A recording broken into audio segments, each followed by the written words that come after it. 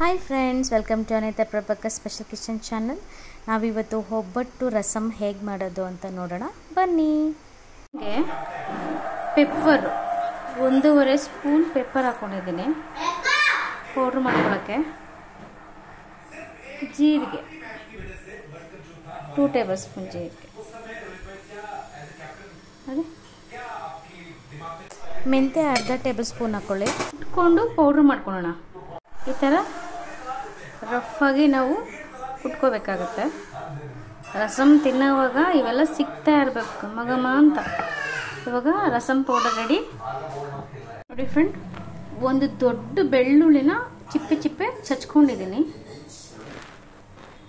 ಶುಂಠಿ 1 ಇಂಚು ಶುಂಠಿ, ಇವೆರಡು ಸೇರಿ ತರಿತರಿಯಾಗಿ ಚೆನ್ನಾಗಿ ನಾವು ಚಚ್ಕೋಬೇಕು. ಈ ಥರ ಚಚ್ಕೊಳ್ಬೇಕು. ಈ ಥರ ಸಾಕು ಚಚ್ಕೊಂಡಿರೋದು. ಇವಾಗ ನಾವು ರಸಕ್ಕೆ ಒಗ್ಗರಣೆ ರೆಡಿ ಮಾಡ್ಕೊಳ್ಳೋಣ. 2 ಟೇಬಲ್ ಸ್ಪೂನ್ ಆಯಿಲ್ ಹಾಕ್ತಾ ಇದ್ದೀನಿ. ಆಯಿಲ್ ಕಾಯಿಲಿ ಸಾಸಿವೆ ಹಾಕಿದ್ದೀನಿ. ಸಾಸಿವೆ ಸಿಟಿಲ್ಲಿ ಇದು ಗುಂಡು ಮೆಣಸಿನಕಾಯಿ ಮತ್ತೆ ಹಸಿಮೆಣಸಿನಕಾಯಿ ಹಾಕೊಳ್ತಾ ಇದ್ದೀನಿ. ಅದ್ರ ಜೊತೆಗೆ ಆನಿಯನ್ನು ಕರಿಬೇವು ಸೊಪ್ಪು ಹಾಕೊಳ್ತಾ ಇದ್ದೀನಿ.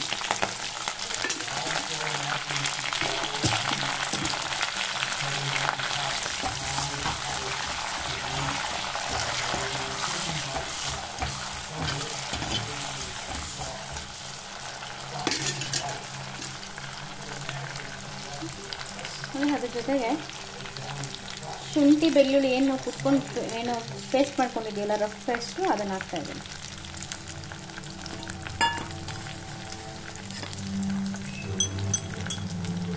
ಈ ಥರ ಅಂದರೆ ರಸ ತುಂಬ ಚೆನ್ನಾಗಿ ಬರುತ್ತೆ. ಇದು ಸ್ವಲ್ಪ ಆಯಿಲಲ್ಲಿ ಫ್ರೈ ಆಗಲಿ. ಇಷ್ಟು ಮಾತ್ರ ಬೆಂದರೆ ಸಾಕು, ಫ್ರೈ ಆಗಿರೋ ಸಾಕು. ಇವಾಗ ನಾವು ಕುಟ್ಕೊಂಡಿದ್ರಲ್ಲ ಆ ಮಸಾಲೆ ಹಾಕ್ಕೊಳ್ತಾ ಇದ್ದೀನಿ. ಜೀರಿಗೆ, ಮೆಣಸು, ಮೆಂತೆ ಏನು ಹಾಕ್ಕೊತಾ ಇದ್ವಲ್ಲ ಅದು ಹಾಕ್ಕೊಳ್ತಾ ಇದ್ದೀನಿ.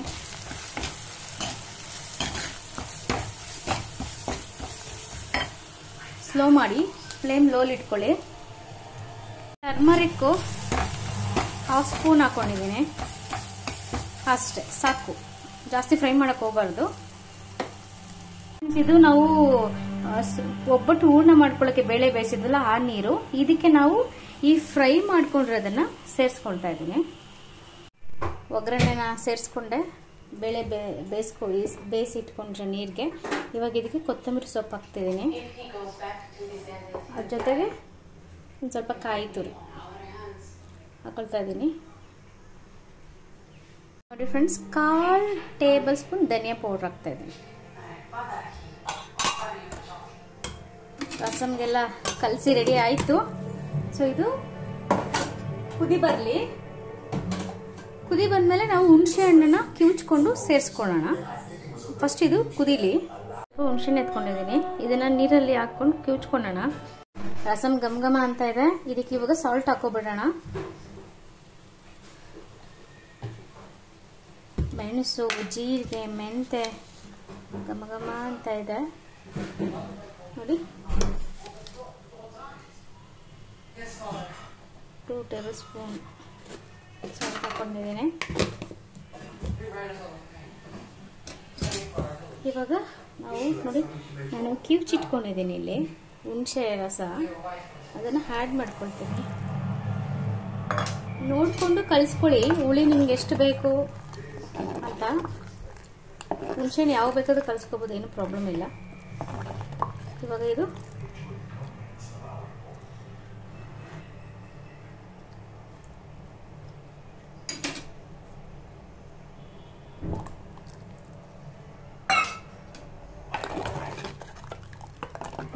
ಸಾಕಿದು. ಇವಾಗ ಇದು ಒಂದು 5 ನಿಮಿಷ ಕುದಿಲಿ. ಆಮೇಲೆ ನಾವು ಸ್ಟವ್ ಆಫ್ ಮಾಡ್ಕೊಳ್ಳೋಣ. 5 ನಿಮಿಷ ಕುದಿಯಕ್ಕೆ ಬಿಡಿ. ಜಾಸ್ತಿ ರಸ ಕುದಿಸೋಕೆ ಹೋಗಬೇಡಿ, ಅದು ಫ್ಲೇವರ್ಸ್ ಎಲ್ಲ ಹೊಟ್ಟೋಗ್ಬಿಡುತ್ತೆ. ಒಂದು 5 ನಿಮಿಷ ಕುದಿದ್ರೆ ಸಾಕು, ರಸಮ್ ರೆಡಿ. ಫ್ರೆಂಡ್ಸ್ 5 ನಿಮಿಷ ಆಯಿತು, ರಸಮ್ ಚೆನ್ನಾಗಿ ಕುದೀತಾ ಇದೆ. ಘಮ ಘಮ ಅಂತ ಏನು ಫ್ಲೇವರ್ ತುಂಬ ಚೆನ್ನಾಗಿ ಬರ್ತಾ ಇದೆ. ಮೆಣಸು, ಜೀರಿಗೆ, ಮೆಂತೆ, ಕೊತ್ತಂಬರಿ ಸೊಪ್ಪು, ಕರಿಬೇವು ಸೊಪ್ಪು ಎಲ್ಲ ಸೂಪರಾಗಿ ರಸಮ್ ಆಗಿದೆ.